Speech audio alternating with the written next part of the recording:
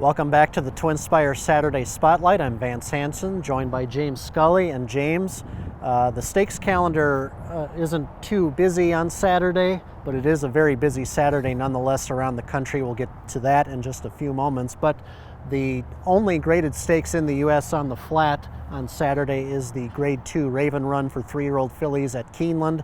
It's a 7-furlong sprint. It's only a couple weeks until the Breeders' Cup Filly and Mare Sprint, but last year the race produced the long shot winner Shamrock Rose. I don't know if we're going to see a Breeders' Cup contender come out of this race, but it's pretty interesting nonetheless. Yeah, it is a very interesting race, I thought, Vance. And you're right. You know, last year Shamrock Rose broke from an outside post. It was a big field in the Raven Run. She came back in the Breeders' Cup Filly and Mare Sprint, broke from post 14 that day. And I think sometimes there's a potential for these like 7-furlong races, especially at Keeneland this meet, to favor horses outside. I think the rail draw really works against Royal Charlotte in here. I think Indian Pride, who's drawn in post 3, will show speed, but she's just too lightly raced for me, coming off a real big maiden win. And then another real big time contender in there is Restless Rider, who I definitely won't be surprised to see her win, but I just worry about her being sharp enough at 7 furlongs off the long layoff. The horse I landed in there is First Star, who will be making her stakes debut for Ron Ellis on Saturday. And First Star basically debuted at Del Mar. I think her works weren't that special in advance. First Dude filly, they didn't know what they had. She was 27-1. She came back after that, trained well, and was even money in her next start, an entry-level allowance. Both those races were against older horses. They were for 3 and up.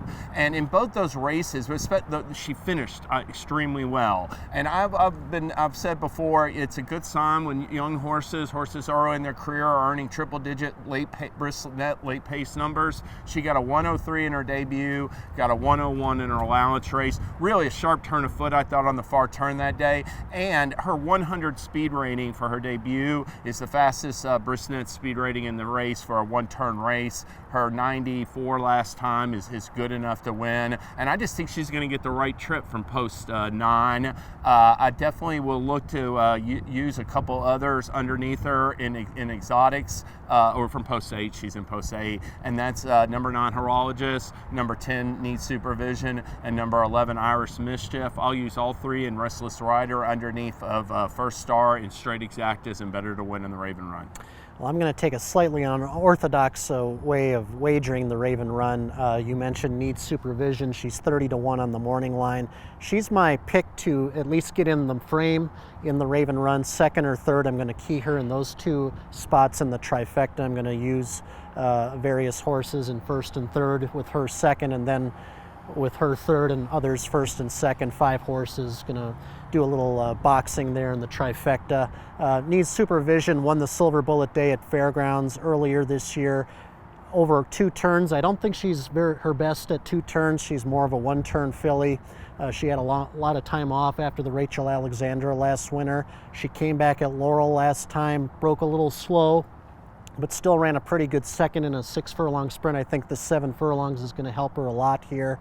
She's also got a little bit of speed in a race that didn't seem like on paper to have a whole lot of other speed, so she should hopefully, even with the outside posts, get into the second flight of horses and maybe get first run at the leaders turning for home. And like I said, I'm just hoping for her to get one of the minor checks, second and third, at a big price and boost trifecta payouts. So that's how I'm playing the Raven Run.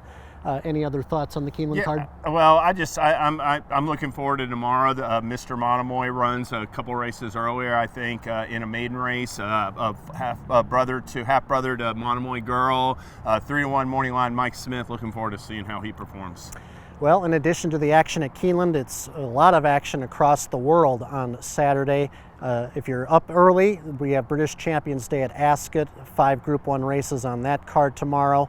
Also, New York Showcase Day at Belmont Park, Maryland Million Day at Laurel. It's lots of festivities and great wagering action all across the board Saturday at Twin Spires.